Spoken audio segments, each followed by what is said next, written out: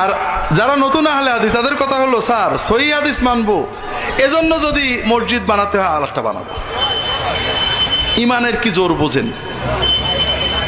তা হানাফিদের বললাম যে আচ্ছা, রফাদাইন করা, জোরে আমিন বলা বেশি গুনাহ, না দাড়ি চাষা, সুদ খাওয়া, ঘুষ খাওয়া বেশি গুনাহ?